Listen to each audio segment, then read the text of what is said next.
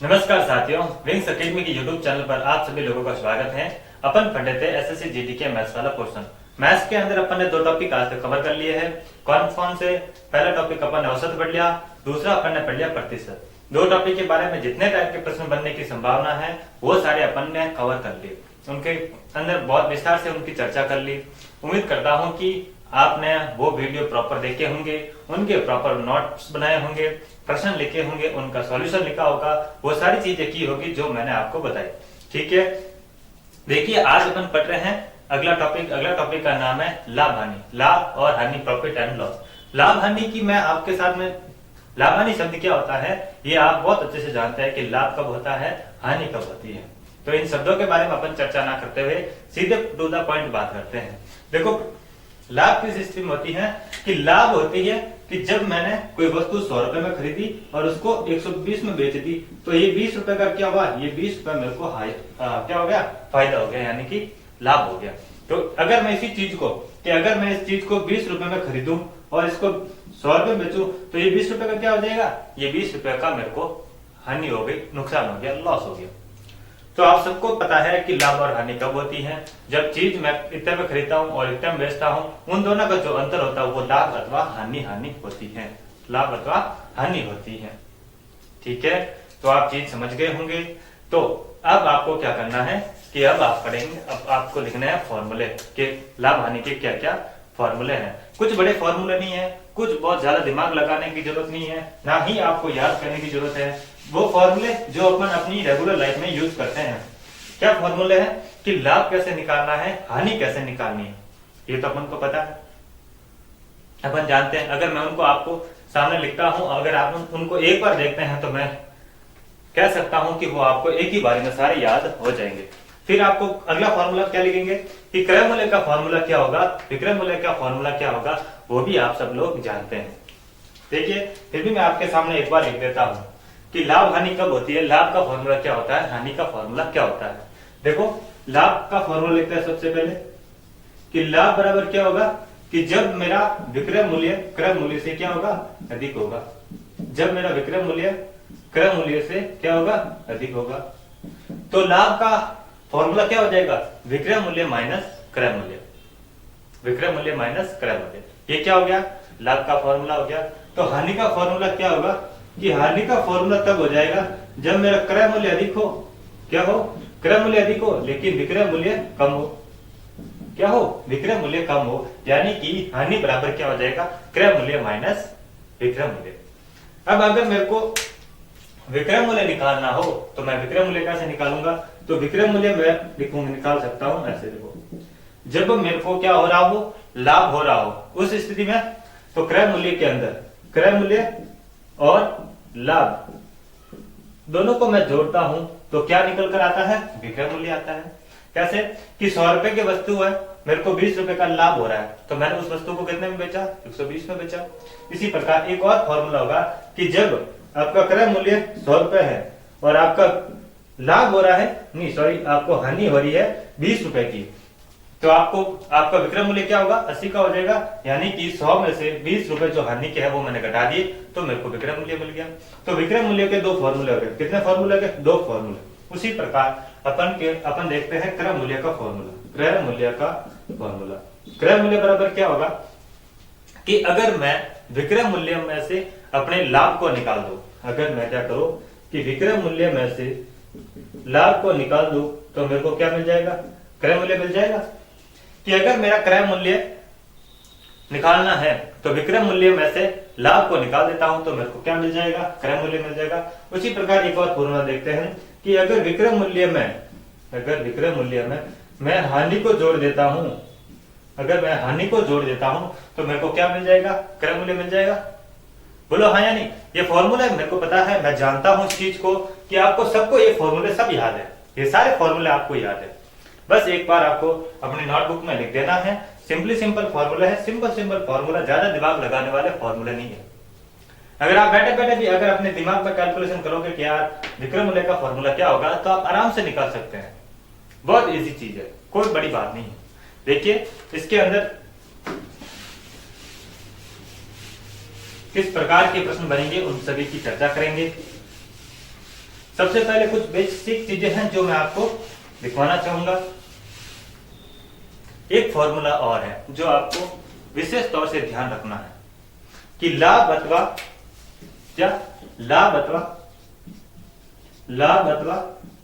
अगर अपन को कहे लाभ अथवा हानि परसेंट निकालो, लाभ अथवा हानि परसेंट निकालो, तब क्या फॉर्मूला यूज करेंगे? तब फॉर्मूला लगाना है आपको कि लाभ या हानि, जो भी लाभ हो रहा है अथवा हानि हो रही है, तो वो किस पर निकालेंगे?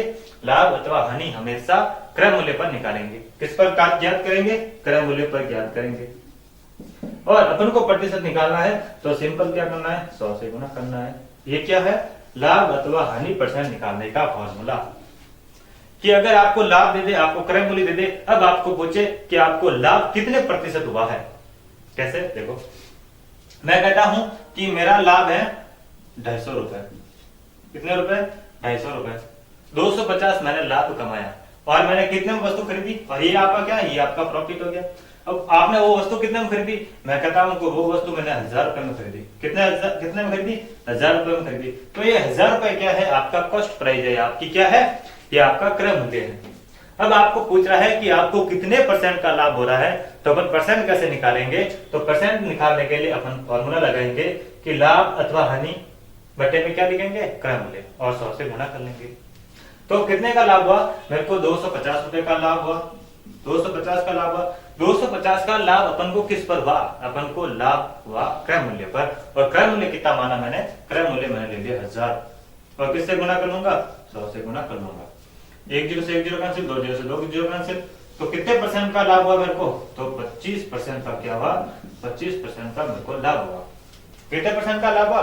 25% का लाभ हुआ। अगर आपको प्रश्न के अंदर कहे कि लाभ अथवा हानि परसेंट निकालो, तो अपन इस तरीके से निकाल सकते हैं। और चीज अपन को हमेशा ध्यान में रखनी है कि लाभ अथवा हानि की गणना हमेशा हमेशा हमेशा क्रय मूल्य पर की जाएगी। ये चीज आपको विशेष रूप से ध्यान रखनी है, और विशेष रूप से आपको ये फॉर्मूला अपने माइंड में रखना है कि लाभ हानि की गणना हमेशा अपन क्रय मूल्य पर करेंगे। किस पर करेंगे? क्रय मूल्य पर करेंगे। कभी कभार क्या होता है कि अपन को प्रश्न कहता है कि लाभ अथवा हानि की गणना अपन विक्रय मूल्य पर कर रहे हैं। तो जब प्रश्न के अंदर आपको कह दे कि आपको गणना विक्रय मूल्य पर करनी है, तो उस स्थिति में आपको विक्रय मूल्य पर करनी है। या तो फिर प्रश्न क्या कहेगा कि आपको लाभ हानि की गणना क्रय मूल्य पर करनी है, तब तो क्रय मूल्य पर करनी ही है।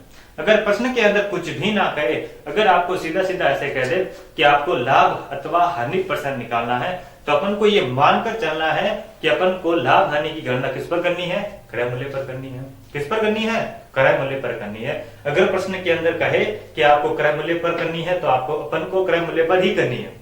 अगर प्रश्न ना कहे कि कुछ भी ना कहे कि गणना किस पर करनी है, क्रय मूल्य पर करनी है अथवा विक्रय मूल्य पर करनी है, तो उस स्थिति में अपन को हमेशा क्रय मूल्य पर उसकी गणना करनी है। किस स्थिति में? अगर प्रश्न के अंदर कुछ भी ना कहे कि आपको लाभ अथवा हानि की गणना किस पर करनी है, तो अपन को यह मानकर चलना है कि वो प्रश्न कह रहा है कि आपको गणना क्रय मूल्य पर करनी है। क्योंकि अपन लाभ अथवा हानि हमेशा किससे तुलना करते हैं? क्रय मूल्य से ही करते हैं। कि मैंने क्रय मूल्य इतने में 100 रुपए की चीज है, 100 रुपए में खरीदी और मैंने इसको 120 में बेच दी, तो अपन लाभ किसको मानेंगे? 20 रुपए का लाभ मानेंगे। किससे तुलना करके? क्रय मूल्य से तुलना करके। ये चीज समझ रहे हो आप? अगर प्रश्न के अंदर अपन को कह दे कि अपन को तुलना किससे करनी है, अगर गणना किससे करनी है? विक्रय मूल्य से कह दे तो विक्रय मूल्य से करनी है। अगर अपन प्रश्न के अंदर कुछ भी ना कहे, तो उस स्थिति में अपन को हमेशा कॉस्ट प्राइस पे करनी है, यानी कि क्रय मूल्य पर करनी है। किस पर करनी है? परचेजिंग प्राइस पे करनी है, कॉस्ट प्राइस पे करनी है। ठीक है, उम्मीद करता हूं कि ये चीज आपको समझ में आ गई होगी कि लाभ अथवा हानि की गणना हमेशा किस पर करनी है? क्रय मूल्य पर करनी है। देखिए, अब और क्या बन सकता है प्रश्न? अगर अपन को प्रश्न दे दे, देखो मैं कुछ बेसिक चीजें हैं जो आपके शुरुआत में बता देता हूं, फिर अपन चलेंगे टाइप्स की ओर, कितने टाइप के प्रश्न बन सकते हैं। अगर कोई कहे कि मैं किसी वस्तु पर 20% का लाभ कमाता हूं, क्या कहे? अगर प्रश्न कह दे कि मैं कितने का लाभ कमाता हूं? 20% का लाभ कमाता हूं, और मैं उस वस्तु को बेच देता हूं। कितने में बेच देता हूं? मैं उस वस्तु को बेच देता हूं 1440 रुपए में। कितना में बेच देता हूँ, मेरी सेलिंग प्राइस है, क्या है, मेरी सेलिंग प्राइस है 1440। क्या है कि अगर प्रश्न कहे कि मैं किसी वस्तु को 20% लाभ पर बेचता हूं और मेरी जो विक्रय मूल्य है, जो मेरा विक्रय मूल्य है वो है 1440 रुपए, तो आपको ऐसा पूछ सकता है कि उसका क्रय मूल्य कितना होगा। तो मैं क्रय मूल्य मान लेता हूं, क्रय मूल्य मैंने मान लिया कि क्रय मूल्य मेरा है 100 रुपए और मेरे को लाभ कितने का हो रहा है, लाभ हो रहा है मेरे को 20 रुपए का। कितने का हो रहा है, 20% का लाभ हो रहा है। तो 100 के ऊपर मैंने 20% निकाला तो ये क्या हो गया आपका 120 हो गया, और एक भी 120 क्या है, ये आपका निकल कर आया विक्रय मूल्य। 120 कैसे निकला कि अगर मैं क्रय मूल्य के अंदर अपना लाभ जोड़ता हूं तो मेरे को विक्रय मूल्य मिलता है। अपन ने अभी थोड़ी देर पहले जो फॉर्मूला देखा था कि विक्रय मूल्य बराबर क्या होता है, तो विक्रय मूल्य बराबर होता है क्रय मूल्य के अंदर अपन को लाभ जोड़ना है तो अपन को मिलता है विक्रय मूल्य। तो मैं 100 मान लिया मैंने क्रय मूल्य, कितना मान लिया, 100% मैंने मान लिया क्रय मूल्य, 20% क्या हो रहा है, लाभ हो रहा है। तो अपनी सेलिंग कितनी आई कि 100 के अंदर 20 जोड़ दिया तो अपनी सेलिंग आ गई 120 रुपए। चूंकि अपन को इस प्रश्न के अंदर 120 की अपन को वैल्यू दे रखी है, कितनी है 1440, कितनी है 1440। ये 1440 क्या है, ये अपना विक्रय मूल्य है, ये प्रश्न की वैल्यू है। जो प्रश्न के अंदर वैल्यू दे रखी है वो प्रश्न की वैल्यू है। ये वैल्यू कौन सी, ये वैल्यू वो है जो अपन ने निकाली, जो अपन ने 100 मानकर वैल्यू निकाली वो 120 वैल्यू है। तो अपन को क्या पूछ रहा है कि आपको क्रय मूल्य बताना है। तो क्रय मूल्य अपन ने कितना माना, क्रय मूल्य माना 100, तो 100 के बराबर क्या हो जाएगा, 100 के बराबर हो जाएगा x। क्या हो जाएगा, 100 के बराबर हो जाएगा x। या तो मैं इनका क्या कर सकता हूँ, क्रॉस मल्टीप्लाई कर सकता हूँ, या फिर मैं क्या करूंगा कि ये इसका कितना गुना है, ये इसका कितना गुना है, ऐसे भी कर सकता हूं। तो चूंकि मेरे को ये इतना गुना है, कितना गुना है ये समझ में नहीं आ रहा, ये कितना गुना है ये मेरे को समझ में नहीं आ रहा, तो मैं क्या करूंगा, सिंपल यहाँ पे क्रॉस मल्टीप्लाई करूंगा कि 100 का 1440 के साथ में गुना और इसके बराबर रखना है x का 120 के साथ में गुना। क्या करना है कि 100 का 1440 के साथ में गुना और बराबर में क्या रखना है, x का 120 के साथ में गुना। अब चीज यहाँ पे गुना में है, अगर ये चीज यहाँ पे आएगी तो किस में हो जाएगी, बट्टे में हो जाएगी, और यहाँ पे हट गई तो 1 0 से 1 0 कैंसिल, 12 से 12 और कितनी हो जाएगी 1200। ये 1200 क्या है, इस वस्तु की क्रय मूल्य है, इस वस्तु का क्रय मूल्य है, क्योंकि अपन ने 100% की वैल्यू निकाल दी और 100% की वैल्यू क्या है 1200 रुपए है। अगर आपको कहे कि 20% का लाभ हो रहा है तो अपन को क्रय मूल्य मान लेना है 100 और 100 पर अपन को 20% लाभ हो रहा है तो 100 के अंदर 20 जोड़ देना। अगर हानि हो रही है तो अपन को क्या करना है, 100 में से वो चीज घटा देनी है, उससे क्या होगा, उससे अपन को विक्रय मूल्य आ जाएगा। अगर प्रश्न यहाँ पे ये कहता कि यहाँ पे लाभ नहीं हो रहा, यहाँ पे आपको हो रही है हानि, क्या हो रही है, हानि, तो मैं क्या करता कि मैं क्रय मूल्य कितना मानता, क्रय मूल्य मैं उतना ही मानता, कितना 100। अब मैं क्या करता कि 100 में से मैंने 20 घटा दिए। अब विक्रय मूल्य कैसे निकलता कि अगर विक्रय मूल्य उस स्थिति में हानि हो तो क्रय मूल्य के अंदर से अपन को हानि घटा देनी है और अपन को क्या मिल जाएगा, विक्रय मूल्य मिल जाएगा। तो मैंने क्या किया कि 100 से मैंने अब 20 घटा देने हैं, 100 में से 20 घटा देने हैं, तो यहाँ पे क्या आएगा, यहाँ पे आ जाएगा 80, और ये 80% क्या है, 80% आपका विक्रय मूल्य है। अब वो 80% के बराबर क्या दे रखा है, अपन को 1440 दे रखा है। ये वैल्यू कौन सी, ये वो वैल्यू जो मैंने 100 मानकर निकाली, और ये 1440 कौन सी, ये वैल्यू जो विक्रय मूल्य दे रखा है कहां पर, प्रश्न के अंदर। ठीक है, तो 80% के बराबर 1440 है, तो आप पूछ रहे हैं कि क्रय मूल्य निकालो, तो क्रय मूल्य कितना माना 100, के 100 के बराबर क्या होगा, वो मैं क्रॉस मल्टीप्लाई करके उसका 100 का भाग पहुंचूंगा। नोट करके लिखना, 2 नोट लिखना।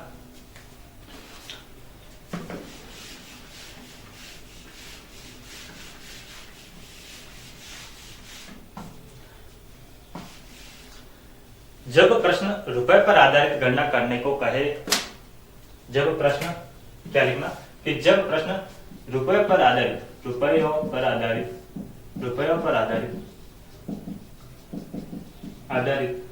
लाभ अथवा हानि की गणना करने को कहे, तो लाभ अथवा हानि की गणना हमेशा किस पर होगी, तो हमेशा होगी क्रय मूल्य पर।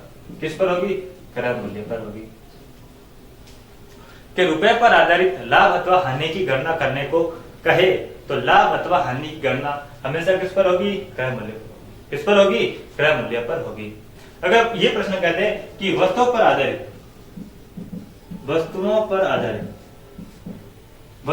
आधारित लाभ अथवा हानि की गणना करने को कहे, तो उस स्थिति में 2 शर्त लागू होती है। कितनी? 2 शर्तें लागू होती है। 2 शर्तें कौन सी? तो सबसे पहले या तो अपन एक वस्तु का मूल्य निकालकर, वो सेम चीज आ गई, एक वस्तु का मूल्य निकाल दे तो अब गणना किस पर हो जाएगी? रुपए पर गणना हो जाएगी। तो उस स्थिति में गणना किस पर करेंगे? क्रय मूल्य अथवा कॉस्ट प्राइस पर करेंगे। किस पर करेंगे? कॉस्ट प्राइस पर करेंगे। अगर अपन रुपए ना मानकर उस वस्तु को डायरेक्ट वस्तु पर भी लाभ अथवा हानि निकालनी है तो अपन किस पर गणना करेंगे? बेची गई वस्तु पर। जितनी वस्तु मैं बेच रहा हूं, बेची गई वस्तु पर मैं क्या करूंगा? उसकी गणना करूंगा। ये 2 शर्तें अपने दिमाग में रखना, ये बहुत मेजर पॉइंट है इस टॉपिक के। कि क्या अगर रुपए के आधार पर मैं अगर लाभ अथवा हानि की गणना करता हूं तो मैं गणना किस पर करूंगा? लाभ अथवा हानि की गणना मैं हमेशा किस पर करूंगा? क्रय मूल्य पर करूंगा। अगर वस्तुओं पर आधारित क्रय मूल्य अथवा अगर वस्तुओं पर आधारित लाभ अथवा हानि की गणना करने को कहे तो मैं किस में करूंगा? उस समय 2 शर्तें लागू होती है। कितनी शर्तें? 2 शर्तें। पहली कौन सी? अगर मैं उस वस्तु में एक वस्तु की कीमत निकाल कर करूं तो वो फिर अपने रुपए में पहुंचने के बाद पहली शर्त वहां पे लागू हो जाती है। कौन सी शर्त? कि रुपए में गणना करने को कहे लाभ अथवा हानि की तो क्रय मूल्य पर करेंगे। दूसरी शर्त कौन सी? दूसरी शर्त ये कि अगर वस्तु को मैं सिर्फ वस्तु में ही रखना चाहूं, मैं रुपए में कन्वर्ट ना करूं तो उस स्थिति में बेची गई वस्तु पर अपन गणना करेंगे। किसकी? लाभ अथवा हानि की। समझ गए? लाभ अथवा हानि की गणना किस पर करेंगे? बेची गई वस्तु पर करेंगे। देखिए अपन टाइप की बात करते हैं कि कौन कौन से टाइप बन सकते हैं। शुरू करते हैं आज की टाइप वाले प्रश्न। पहला टाइप लिखना क्रय मूल्य आधारित प्रश्न। कौन सा टाइप? टाइप फर्स्ट लिखो, क्रय मूल्य आधारित प्रश्न। क्रय मूल्य आधारित प्रश्न। क्रय मूल्य आधारित प्रश्न, इस टाइप के अंदर अपन 2 तरह के प्रश्न देखेंगे। इस टाइप को अपन 2 तरीके से पढ़ेंगे। पूछो कैसे? इसको 2 टाइप से पढ़ने वाले हैं। एक अपन गणना किस पर करेंगे? रुपए पर करेंगे। और दूसरी किस पर करेंगे? दूसरी करने वाले हैं वस्तु पर। कैसे करेंगे? वस्तु पर। रुपए के अंदर कैसे करेंगे, वस्तु के अंदर कैसे करेंगे, उसकी चर्चा अपन ने बहुत अच्छे तरीके से कर ली है। रुपए पर चर्चा करेंगे तो उसका लाभ अथवा हानि की गणना किस पर होगी? लाभ या हानि की गणना किस पर होगी? लाभ अथवा हानि की गणना हमेशा किस पर होगी? क्रय मूल्य पर होगी। क्रय मूल्य पर होगी। किस पर होगी? हमेशा। यहाँ पे रुपयों के अंदर एक ही शर्त है। कौन सी शर्त है? कि लाभ अथवा हानि की गणना हमेशा क्रय मूल्य पर करनी है। यहाँ पे वस्तु पर आती है तो यहाँ पे 2 शर्तें लागू हो जाती है। क्या करनी है? अगर वस्तु का रुपए के साथ में गणना करनी है तो एक वस्तु की कीमत निकाल दो। क्या करना है? एक वस्तु की कीमत निकालकर एक ही कीमत निकालकर क्या कर सकते हैं? एक ही कीमत निकालकर फिर वो किस में आ जाएगी? उसकी गणना हो जाएगी रुपयों के अंदर। और रुपए की गणना होने पर पहली शर्त लागू हो जाती है। कौन सी? कि उसकी गणना हमेशा क्रय मूल्य पर करेंगे। किस पर करेंगे? क्रय मूल्य पर करेंगे। दूसरी शर्त क्या है? दूसरी शर्त होगी अगर मैं वस्तु को रुपए में ना निकालकर डायरेक्ट वस्तु पर गणना करता हूं, लाभ अथवा हानि की डायरेक्ट मैं वस्तु पर अप्लाई करता हूं तो उसकी गणना किस पर करेंगे? तो उसकी गणना करेंगे बेची गई वस्तु पर। किस पर करेंगे? बेची गई वस्तु पर। बेची गई वस्तु पर किस पर करेंगे? बेची गई वस्तु पर उसकी गणना करने वाले हैं। ठीक है, देखो क्रय मूल्य आधारित प्रश्न के अंदर रुपए के आधार पर कौन कौन से प्रश्न बन सकते हैं और वस्तु के आधार पर कौन कौन से प्रश्न बन सकते हैं, उनके बारे में चर्चा करते हैं। देखिए पहला प्रश्न लिखना, एक दुकानदार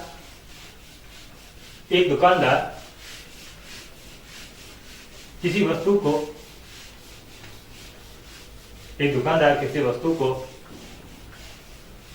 175 रुपए में बेचता है। एक दुकानदार एक वस्तु को 175 रुपए में बेचता है।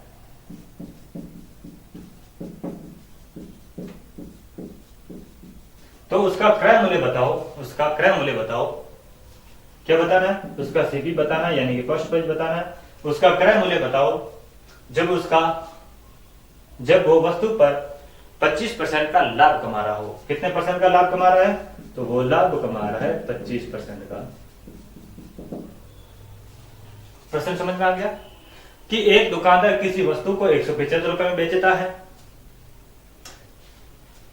उसका तो बताओ कि उसका क्रय मूल्य क्या होगा जब वह वस्तु पर 25% लाभ कमा रहा है।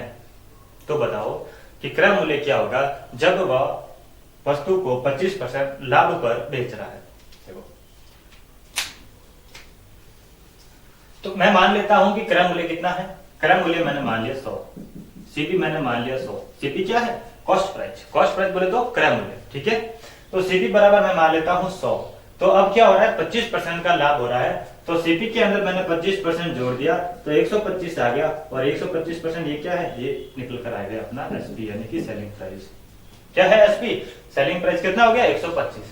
विक्रय मूल्य निकालने का फॉर्मूला अपन ने पढ़ा कि विक्रय मूल्य बराबर क्रय मूल्य के अंदर मैं लाभ को जोड़ दूं तो विक्रय मूल्य निकलता है, क्रय मूल्य के अंदर अगर मैं लाभ को जोड़ दूं तो विक्रय मूल्य निकलता है, और यदि क्रय मूल्य में से मैं हानि घटा देता हूं तब भी मेरे को क्या मिलता है? सेलिंग प्राइस मिलती है। तो इस प्रश्न के अंदर क्या कह रहा है कि आपको 25% का लाभ हो रहा है। कितने परसेंट का लाभ हो रहा है? 25% का लाभ हो रहा है। यदि 125% की वैल्यू अपने पास दे रखी है 175, कितनी दे रखी है? 175, तो अपन को 100% की वैल्यू बतानी है। तो 125% बराबर निकल कर आए 175, तो 100% बराबर मैं मान लेता हूं कि x है। इसको मैं कैसे कर सकता हूं? या तो फिर मैं इसका कितने गुना है ऐसे करूं, या फिर ऐसे करना संभव नहीं है तो मैं क्रॉस मल्टीप्लाई कर दूंगा। तो मैंने यहाँ पे क्रॉस मल्टीप्लाई किया तो क्या मिला कि 100 का 175 के साथ में गुना, 100 का 175 के साथ में गुना, और x का 125 के साथ में गुना। तो मैं क्या करूंगा कि इन दोनों का आपस में क्या कर लिया? गुना। 125 का x के साथ में गुना किया तो 125 गुना x बराबर में क्या हो जाएगा? 175 गुना 100। 175 गुना 100। अब x यहाँ पे है और 125 गुना में है। अगर 125 को मैं यहाँ पे लेके जाऊंगा तो ये गुणा वाली संख्या वहां पे जाएगी तो किस में हो जाएगी? भाग में हो जाएगी। तो 125 को मैंने यहाँ पे इसका पक्षांतरण कर दिया और यहाँ से मैंने काट दिया। अब 25 से मैंने काटा इसको 5 बार और 25 इसको काटा 4 बार। कितनी बार? 25 से 5 बार, 25 से 4 बार। इसको मैंने 5 से काटा तो कितनी बार निकला? 35 बार। कितनी बार निकला? 35 बार। अब मैं 35 को 4 से गुणा करता हूं तो मेरे को मिलता है कितना? 140। कितना मिला? 140। और 140 क्या है? 140 क्या है? ये सीपी है। ये क्या है? 140 निकल कर क्या आया? ये सीपी निकल कर आया। सीपी बोले तो कॉस्ट प्राइस निकल कर आई, कॉस्ट प्राइस बोले तो क्रय मूल्य निकला। अगर यहाँ पे ये प्रश्न कहता कि 175 रुपए में बेचता हूं, मेरे को यहाँ पे क्या हो रहा है? हानि हो रही है। कितने की हानि हो रही है?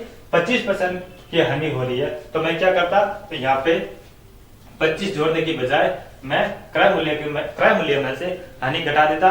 हानि घटाता तो मेरे को क्या मिलती? यहाँ पे मेरे को मिल जाती 75। 75 क्या होता मेरा? 75 मेरा होता विक्रय मूल्य। क्या होता? सेलिंग प्राइस होता। क्या होता? सेलिंग प्राइस होता। अगर मेरे को 75% की वैल्यू 175 दे रखी है तो मैं क्या करता? 100 की वैल्यु में निकाल देता। तो 100 की वैल्यू कैसे निकालता? वो तरीका आपको पता है।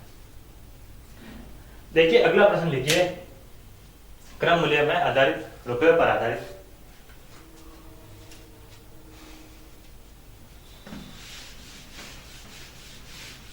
प्रश्न लिखो, कोई दुकानदार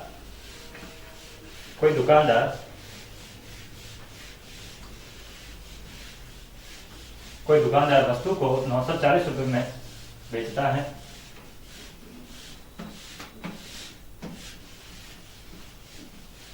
कोई दुकानदार वस्तु को 940 रुपए में बेचता है।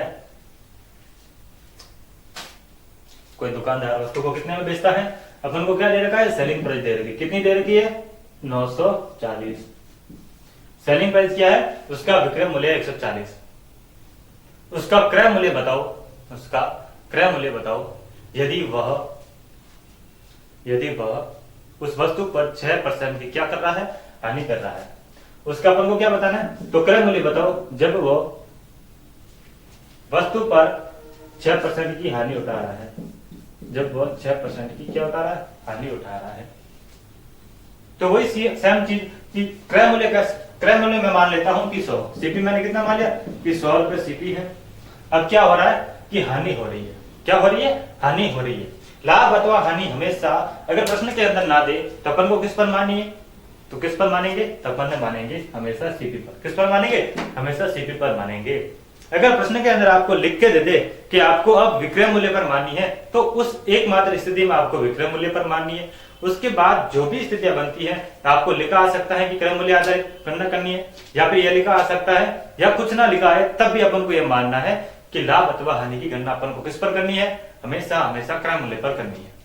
अगर प्रश्न के अंदर लिखा आता है कि विक्रय मूल्य पर करनी है, तब आपको उस स्थिति में आपको लाभ अथवा हानि की गणना विक्रय मूल्य पर करनी है। बाकी सभी स्थितियों में आपको किस पर करनी है? क्रय मूल्य पर करनी है। तो अब यहाँ पे कह रहा है कि सीपी में 100 मानकर चला, सीपी में 100 मानकर चला, तो हानि परसेंट है 6%। हानि कितनी निकली? हानि मेरे को हो रही है जी 6%। तो मैं 100 में से 6 निकाल दूं तो 94 क्या निकला? ये मेरा निकल कर आया एसपी, यानी कि सेलिंग प्राइस, यानी कि विक्रय मूल्य।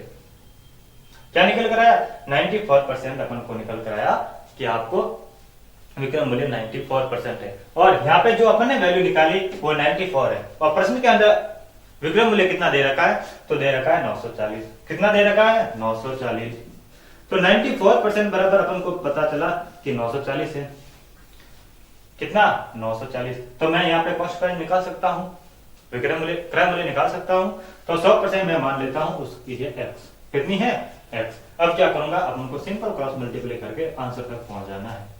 या फिर मैं यहाँ ऐसे मान सकता हूँ कि ये इसका कितना गुना है? ये इसका 10 गुना है। कितना गुना? 940। 94% का 940 कितना गुना है? 10 गुना है। तो 100 का 10 गुना कितना होगा? 100 का 10 गुना हो जाएगा 1000। और ये 1000 क्या निकल कर आया? ये 1000 निकल कर आया x की वैल्यू, यानी कि सीपी अपनी कितनी निकली? 1000 रुपए। कितनी निकली? 1000 रुपए। कॉस्ट प्राइस कितना आया? 1000 रुपए आया। ठीक है, देखिए अगला प्रश्न। अगला प्रश्न लिखो। एक दुकानदार अपनी वस्तु को 460 रुपए में खरीदता है और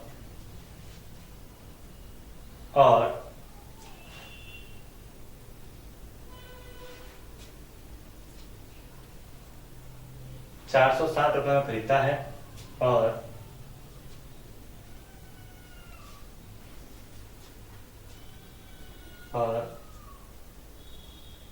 उस वस्तु को 483 रुपए में बेच देता है, तो लाभ अथवा हानि परसेंट कितना होगा? ज्ञात कीजिए। कि कोई दुकानदार एक वस्तु को 460 रुपए में खरीदता है तथा उसे 483 रुपए में बेच देता है। लाभ अथवा हानि परसेंट ज्ञात करो। लाभ अथवा हानि परसेंट ज्ञात करो। क्या ज्ञात करना है? लाभ अथवा लाभ हो रहा है या हानि हो रही है, उसका क्या ज्ञात करना है? परसेंट ज्ञात करना है कि उसका कितना प्रतिशत है। ठीक है, तो देखो कि मेरी कॉस्ट प्राइस है 460। कितनी है? 460। और मैं बेच कितने में रहा हूं? 483 रुपए में। तो सबसे पहले ये बताओ कि मैं कोई वस्तु 460 रुपए में लेके आया और उसको 483 के अंदर बेच दिया, तो मैंने लाभ कमाया अथवा हानि? तो मेरे को समझ में आया कि यहाँ पे मैंने लाभ कमाया। कितने का लाभ कमाया? तो लाभ बराबर क्या होता है? लाभ का फॉर्मूला बताओ कि विक्रय मूल्य में से अगर मैं क्रय मूल्य निकालूं तो मेरे को क्या मिलेगा? लाभ मिलेगा। अगर मेरा विक्रय मूल्य अधिक होगा, क्रय मूल्य कम होगा, उस स्थिति में मेरे को क्या होता है? लाभ होता है। तो विक्रय मूल्य कितना है? 483 और क्रय मूल्य कितना है? 480। तो मेरे को लाभ कितने हुआ? 480 नहीं 460, सॉरी माफ कीजिए, 460। कितना है? 460। तो लाभ कितने का हुआ? लाभ मेरे को हो गया 23 रुपए का। कितने का लाभ हुआ? 23 रुपए का लाभ हुआ। अब आगे क्या करना है कि आपको लाभ अथवा हानि परसेंट निकालना है। लाभ अथवा हानि परसेंट निकालना है। तो लाभ कितने का हो रहा है? 23 का लाभ हो रहा है। कितने का लाभ हो रहा है? 23 का लाभ हो रहा है। किस पर हो रहा है? अपन अभी तक यही चर्चा करते आ रहे हैं कि लाभ अथवा हानि की अगर रुपयों के अंदर है तो उसकी गणना हमेशा हमेशा हमेशा किस पर करनी है? क्रय मूल्य पर करनी है। किस पर करनी है? क्रय मूल्य पर करनी है। और तो इसका क्रय मूल्य कितना है? तो इसका क्रय मूल्य निकल कर आया 460। कितना निकल कर आया? 460। कि 23 रुपए का लाभ हो रहा है तो किस पर हो रहा है? क्रय मूल्य पर हो रहा है। किस पर हो रहा है? क्रय मूल्य पर। क्रय मूल्य कितना? 460। तो 100 से क्या कर दो? आप गुणा कर दो।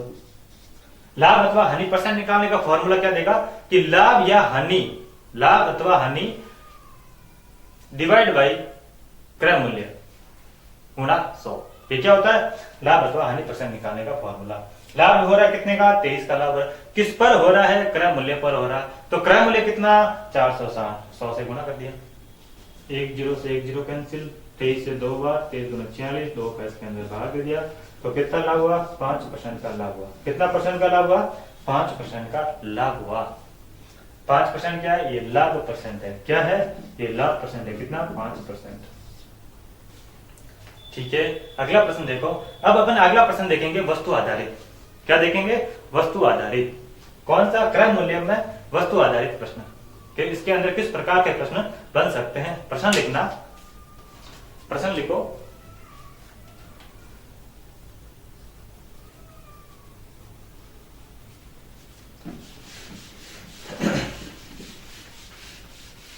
कि एक दुकानदार 18 वस्तु बेचकर, एक दुकानदार 18 वस्तु बेचकर, एक दुकानदार 18 पेंसिलें बेचकर, पेंसिलें लिख दो, एक दुकानदार 18 पेंसिलें बेचकर मतलब क्या है? सेलिंग प्राइस किसका?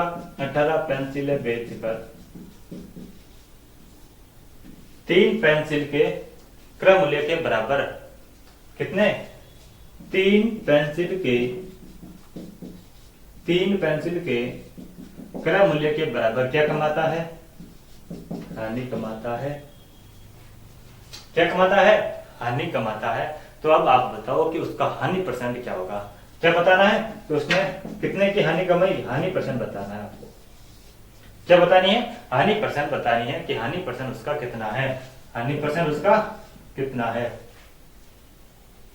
तो हानि परसेंट का पूछ रहा है तो मैं सिंपली क्या करूंगा? सबसे पहले मैं यहाँ पे लिख दूंगा हानि का फॉर्मूला। हानि बराबर क्या होगा कि जब आपका क्या हो? क्रय मूल्य अधिक हो। क्या हो? कि क्रय मूल्य अधिक हो लेकिन आपका विक्रय मूल्य क्या हो? कम हो। क्या हो? विक्रय मूल्य कम हो। यानी कि मैं कोई वस्तु 100 रुपए में लेकर आया, 100 रुपए वस्तु खरीद कर आया और मैंने 80 रुपए में बेच दी, तो क्या हुआ कि मेरा क्रय मूल्य अधिक हुआ, विक्रय मूल्य कम हुआ, तो क्या हो गया? हानि हो गई। क्या हो गई? हानि हो गई। अब प्रश्न क्या कह रहा है कि आपको हानि कितनी हो रही है? 3 पेंसिल के क्रय मूल्य के बराबर। किसके बराबर?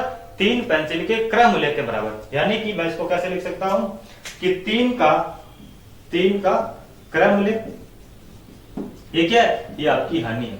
तो मैंने वस्तु कितनी खरीदी? अगर मैं 18 वस्तु बेच रहा हूं तो मैंने खरीदी भी कितनी होगी? तो मैंने अगर 18 वस्तु बेच रहा हूं तो 18 वस्तु मैंने खरीदी होगी, 18 का क्रय मूल्य माइनस 18 का विक्रय मूल्य। यहां पे तो आपको वही चीज लिखनी है जो आगे फॉर्मूले के अंदर लिख रहे हैं कि मैं अगर 18 वस्तु खरीदता हूं तो 18 वस्तु बेचूंगा। कितनी बेचूंगा? 18 वस्तु बेचूंगा। लेकिन उस स्थिति में मेरे को क्या हो रहा है कि 3 वस्तु के क्रय मूल्य के बराबर मेरे को हानि हो रही है। क्या हो रही है? हानि हो रही है। अब देखो क्या करना है आपको कि जो क्रय मूल्य वाली है वो आपको लिख देनी है एक साइड में, और जो विक्रय मूल्य की है वो आपको लिख देनी है एक साइड में। तो अब 3 का मैं याद ले आता हूं, तो 18 का क्रय मूल्य माइनस 3 का क्रय मूल्य कितना हो जाएगा? कितना हो जाएगा? 15 का क्रय मूल्य। तो 15 का क्रय मूल्य बराबर में क्या आ जाएगा? ये वाला इधर आ जाएगा, ये वाला इधर आ जाएगा, तो ये प्लस का क्या हो जाएगा? माइनस का क्या हो जाएगा? ये प्लस हो जाएगा। तो क्या आया? 18 का विक्रय मूल्य। क्या आया? 18 का विक्रय मूल्य। अब फॉर्मूला क्या कहता है कि अगर वस्तु में अपन को गणना करनी है, अगर वस्तु में गणना करनी है, अपन रुपए में नहीं जा रहे, अपन पहली शर्त पर नहीं जा रहे, अपन वस्तु की दूसरी शर्त पे काम करें। कौन सी? आपको कि अगर आपको वस्तु के अंदर ही गणना करनी है तो आपको लाभ अथवा हानि की गणना किस पर करनी है? हमेशा बेची गई वस्तु पर करनी है। किस पर करनी है? हमेशा बेची गई वस्तु पर करना है। तो सबसे पहले आप बताओ कि लाभ अथवा हानि में वस्तु कितनी? वो प्रश्न के अंदर दे रखी है अपन को 3 की हानि। कितने की हानि? 3 की हानि। या फिर अपन यहाँ पे क्या निकाल सकते हैं कि 15 वस्तु थी, मैंने 3 वस्तु एक्स्ट्रा देकर भेज दी, तो 3 वस्तु मैंने अपने घर से दी, मतलब मैंने अपने घर से दी, मतलब कि मेरे को उसका कॉस्ट भी नहीं पड़ा। अगर उसका कॉस्ट लाना है तो 3 वस्तुएं मेरे को घर से ऐड करनी पड़ेगी, यूं समझ सकते हैं। तो या फिर यहाँ पे तो अपन को दे रखा है, समझने की कोई जरूरत नहीं, कोई दिक्कत नहीं है कि 3 वस्तु किसमें है? हानि में। 3 वस्तु किसमें? हानि में। तो फॉर्मूला क्या कहता है कि लाभ अथवा हानि में वस्तु, लाभ अथवा हानि में वस्तु और बट्टे में बेची गई वस्तु। तो अपन वस्तु कितनी बेच रहे हैं? तो अपन वस्तु बेच रहे हैं 18। तो इसका 18 वस्तु क्या है? 18 वस्तु बेच रहे हैं। सेलिंग प्राइस कितना है? 18 पेंसिल। तो बेची गई वस्तु कितनी हो जाएगी? 18 हो जाएगी और 100 से गुणा कर लेंगे। क्यों? क्योंकि अपन हानि परसेंट निकाल रहे हैं। तो क्या गया, मैं 3 को 18 में से भाग दिया तो 6 बार आया और 100 के अंदर 6 का भाग दिया तो मेरे को मिला 50/3 यानी कि 16 से 2/3। ये क्या है? आपका आंसर। ठीक है, 16 से 2/3% को मेरे को क्या हो रही है? हानि हो रही है। क्या हो रही है? हानि हो रही है। कितने की हानि हो रही है? 16 से 2/3 की हानि हो रही है। उम्मीद करता हूं कि आपको प्रश्न अच्छे से समझ में आया होगा। अगला प्रश्न लिखो।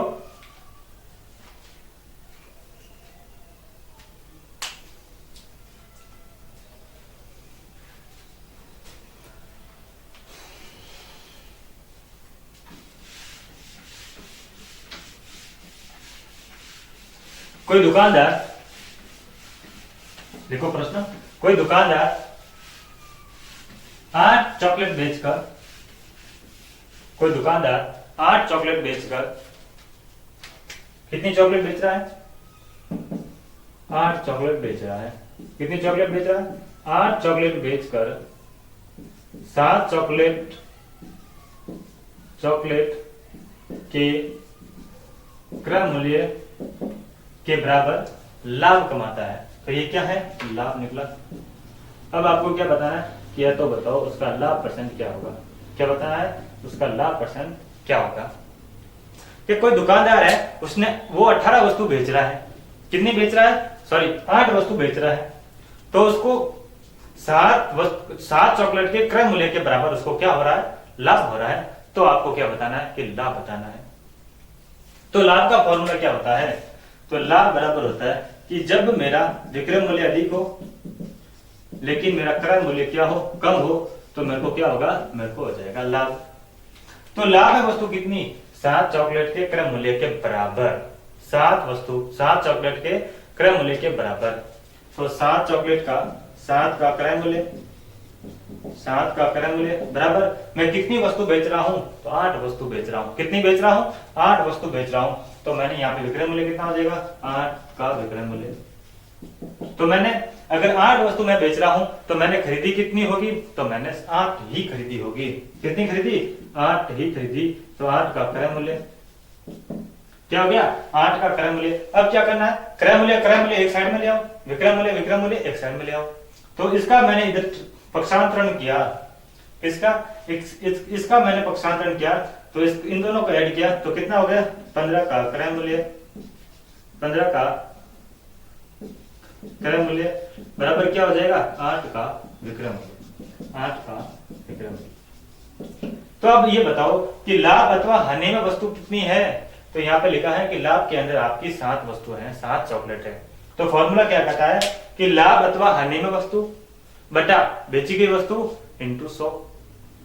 अपन को क्या निकालना है? लाभ परसेंट निकालना है कि लाभ में वस्तु बटा बेची गई वस्तु गुना किससे करना है? 100 से गुना करना है।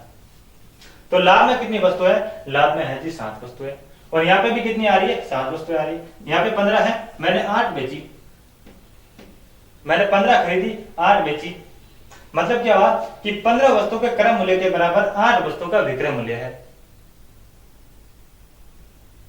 कि 15 वस्तु का क्रय मूल्य के बराबर 8 वस्तु का मूल्य है। यदि 15 वस्तु का क्रय मूल्य मैं 150 मान लेता हूं तो 8 वस्तु का विक्रय मूल्य भी कितना हुआ? 150 रुपए हुआ। कितना हुआ? 150 रुपए हुआ। चीज समझ रहे हो ना कि लाभ अथवा हानि में वस्तु बटा बेची गई वस्तु गुणा 100। तो लाभ अथवा हानि में वस्तु कितनी है? लाभ अथवा हानि में वस्तु है 7। तो 7 बटा 8 गुणा 100, 7 बटा 8 गुणा 100। ये 8 कौन सी है? ये बेची गई वस्तु है। कौन सी वस्तु है? ये 8 वस्तु जो मैंने बेची। तो 7 बटा ये 7 कौन से? जो लाभ अथवा हानि में है कि 7 बटा 8 गुणा 100।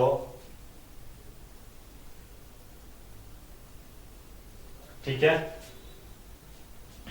तो ये क्या हो जाएगा? 700 बटा 8, 8 8 64 6 60 7 56 4 बटा 8। तो 87 सही 4/8% क्या हो रहा है, आपको लाभ हो रहा है। क्या हो रहा है, लाभ हो रहा है। देखिए अगला प्रश्न, अगला टाइप देखते हैं कि विक्रय मूल्य आधारित प्रश्न किस प्रकार बनेंगे। जो अपन यहाँ पे पढ़ा कि क्रय मूल्य आधारित प्रश्न कौन कौन से और विक्रय मूल्य आधारित प्रश्न आप पढ़ेंगे कि वो कौन कौन से बन सकते हैं। ठीक है, आइए देखो अगला टाइप, टाइप सेकंड। कौन सा टाइप है, टाइप सेकंड। देखो क्या कह रहा है अगला टाइप, विक्रय मूल्य आधारित प्रश्न। इसको भी पुनः अपन दो टाइप से पढ़ेंगे। कितने तरीके से पढ़ेंगे, दो तरीके से पढ़ेंगे। कौन कौन से दो तरीके, एक तो तुलना जिसकी रुपए में हो और दूसरी कौन सी जिसकी तुलना किसमें हो, वस्तु में हो। किसमें हो, वस्तु में। रुपयों के लिए एकमात्र शर्त कौन सी कि हमेशा गणना लाभ अथवा हानि की गणना किस पर करनी है, लाभ अथवा हानि की गणना हमेशा हमेशा करनी है अपन को क्रय मूल्य पर। किस पर करनी है, क्रय मूल्य पर करनी है। और वस्तु के लिए क्या शर्त है, इसमें दो शर्तें आ जाती है। कौन सी कि अगर इसको रुपए के अंदर पहुंचाते हैं तो फिर ये लाभ अथवा हानि की गणना किस पर हो जाएगी, क्रय मूल्य पर हो जाएगी। कि अगर एक वस्तु की कीमत निकालकर मैं करना चाहूं तो एक वस्तु की मैंने कीमत निकाली तो उसकी गणना हो गई रुपयों के अंदर। अब मैं रुपयों के अंदर करूंगा तो लाभ अथवा हानि की गणना किस पर करूंगा, क्रय मूल्य पर करूंगा। अगर मैं डायरेक्ट वस्तु पर करना चाहूं, किस पर करना चाहूं, वस्तु पर करना चाहूं तो लाभ अथवा हानि की गणना किस पर होगी, लाभ या हानि की गणना हमेशा किस पर होगी, हमेशा होगी बेची गई वस्तु पर। किस पर होगी, बेची गई वस्तु पर। किस पर होगी, बेची गई वस्तु पर उसकी गणना होगी।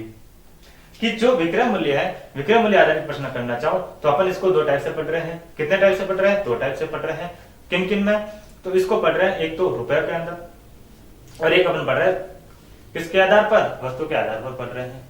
अगर रुपए के अंदर लाभ अथवा हानि की गणना करनी है तो अपन को क्या करना होगा, लाभ अथवा हानि की गणना हमेशा हमेशा करेंगे किस पर, क्रय मूल्य पर करेंगे। और यदि वस्तु के अंदर करते हैं तो वस्तु के आधार पर यहाँ पे भी दो तरह आ जाते हैं, दो प्रकार आ जाते हैं। कौन कौन से, अगर मैं एक वस्तु की कीमत निकाल कर करूं तो वो रुपए के अंदर पहुंच जाती है।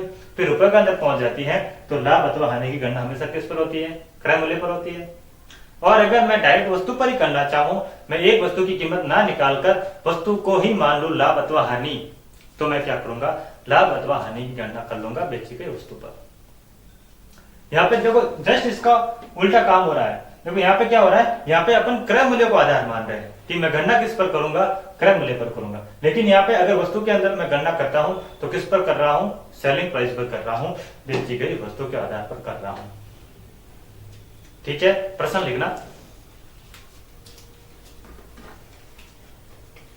प्रश्न लिखो कि एक दुकानदार 11 वस्तु बेचकर, एक दुकानदार 11 वस्तु बेचकर, एक दुकानदार 11 वस्तु बेचकर, एक दुकानदार 11 पुस्तकें लिख दो। ये दुकानदार 11 पुस्तकें बेचकर दो पुस्तकों के विक्रय मूल्य के बराबर क्या कमाता है, लाभ कमाता है, लाभ कमाता है। तो उसका लाभ अथवा हानि परसेंट क्या होगा, लाभ अथवा हानि परसेंट क्या होगा आपको बताना है। क्या बताना है, लाभ अथवा हानि परसेंट क्या होगा वो आपको बताना है। देखो इस प्रश्न को किस प्रकार सॉल्व करेंगे कि लाभ बराबर क्या फॉर्मूला निकलता है कि लाभ बराबर आया मेरा, कि लाभ बराबर क्या होता है कि जब मेरा विक्रय मूल्य अधिक हो और क्या हो, क्रय मूल्य कम हो तो मेरे को क्या होता है, लाभ होता है। तो अब यहाँ पे क्या कह रहा है कि 11 पुस्तकें बेचता हूं तो दो पुस्तकों के विक्रय मूल्य के बराबर मेरे को लाभ होता है। तो मेरे को क्या मिला, 2 का विक्रय मूल्य, लाभ कितना, 2 का विक्रय मूल्य बराबर 11 पुस्तक मैंने बेची, 11 का विक्रय मूल्य। तो मैंने खरीदी भी कितनी होगी, तो मैंने खरीदी भी 11 होगी। कितनी खरीदी, 11 भी मैंने खरीदी। कि 2 का विक्रय मूल्य के बराबर मेरे को लाभ हो रहा है तो 11 वस्तु मैंने बेची और 11 वस्तु मैंने खरीदी। अब क्या करना है कि विक्रय मूल्य एक साइड में, क्रय मूल्य एक साइड में। कितना, विक्रय मूल्य एक साइड में, क्रय मूल्य एक साइड में।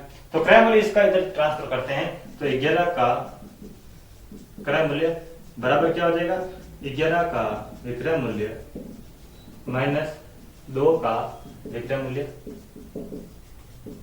2 का क्या निकला, विक्रय मूल्य। तो 11 का क्रय मूल्य बराबर 9 का विक्रय मूल्य। क्या हुआ कि 11 के क्रय मूल्य के बराबर 9 के विक्रय मूल्य के बराबर मेरे को रेट मिलता है। क्या कि जितना 11 वस्तुओं का क्रय मूल्य है वही का वही 9 वस्तुओं के विक्रय मूल्य के बराबर है। तो लाभ अथवा हानि वस्तु कितनी? तो लाभ अथवा हानि वस्तु है 2। लाभ अथवा हानि वस्तु कितनी? 2। कितनी मिली? तो 2। तो लाभ परसेंट निकालने का फॉर्मूला क्या होगा? अगर मैं वस्तु के ऊपर गणना करता हूं तो लाभ अथवा हानि का फॉर्मूला होता है कि लाभ या हानि बटा बेची गई वस्तु। क्या होता है? लाभ अथवा हानि बटा बेची गई वस्तु गुणा में 100। क्या होता है? गुणा में 100। तो लाभ अथवा हानि में वस्तु कितनी? लाभ अथवा हानि में वस्तु है 2। बेची गई वस्तु कितनी? तो मैंने कितनी वस्तु बेची? तो मैंने वस्तु बेची 9। कितनी वस्तु बेची? 9। तो बट्टे में क्या आएगा? बट्टा 9 गुणा में 100। क्या निकला? गुणा में 100। क्योंकि अपन प्रतिशत निकाल रहे हैं कि कितना प्रतिशत लाभ हुआ, तो मैंने 100 से गुणा कर लिया। तो 200 बट्टा 9 क्या होगा? 200 बट्टा 9। अगर मैं इसको सॉल्व करता हूं तो मेरे को मिल जाता है कि ये इतना लाभ हुआ। कितना होगा? 9 दूनी 18, बेचारे 2 20, 9 दूनी 18, 2 सही 22 सही 2 बट्टा 9% क्या होता है? मेरे को लाभ होता है। क्या होता है? लाभ होता है। उम्मीद करता हूं कि आपको प्रश्न समझ में आ रहा होगा। देखिए अगला प्रश्न लिखना।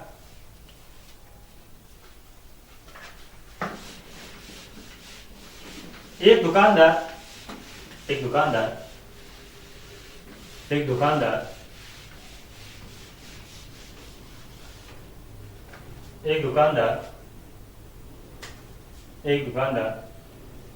21 अखबार बेचकर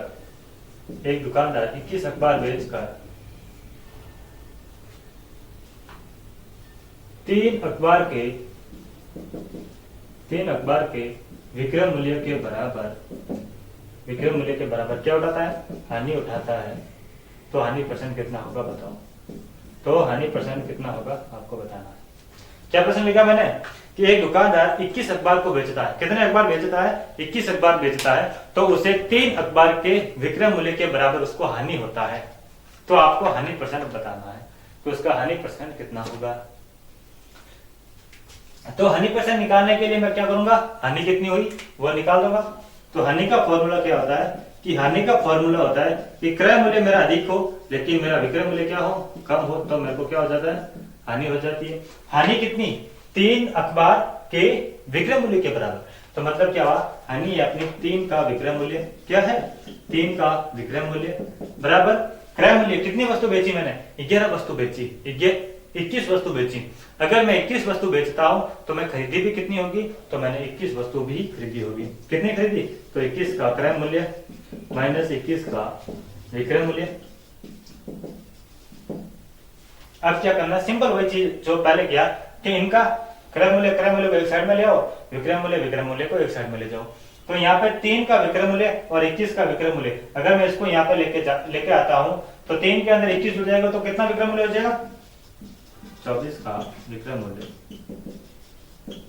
बराबर 21 का क्या हो गया? क्रय मूल्य। अपन को क्या ज्ञात करना है कि उसका हानि परसेंट कितना है। उसका हानि परसेंट निकालने के लिए हानि परसेंट निकालने का फॉर्मूला क्या होता है? वस्तु के अंदर तो करते हैं कि लाभ अथवा हानि में वस्तु और बट्टे में करते हैं बेची गई वस्तु और गुणा कर देते हैं 100 से। क्या करते हैं कि लाभ अथवा हानि में वस्तु। तो हानि में वस्तु कितनी है? हानि में वस्तु है 3। कितनी है? 3। और वस्तु कितनी बेच रहे हैं? तो वस्तु अपन बेच रहे हैं 24। कितनी बेच रहे हैं? 24। तो 24 का विक्रय मूल्य 3 बटा 24 गुणा 100। 3 को 24 में 8 बार, 8 3 24 और 100 को 2 से 4 से घटा कर लेते हैं। यहाँ पे आया 25 और यहाँ पे आया 2, यानी कि क्या हो रहा है? 12.5% का मेरे को क्या हो रहा है? सीधा सीधा हानि हो रहा है। क्या हो रहा है? 12.5% का क्या हो रहा है? मेरे को हानि हो रही है। कितनी हानि हुई? 12.5% की हानि हुई।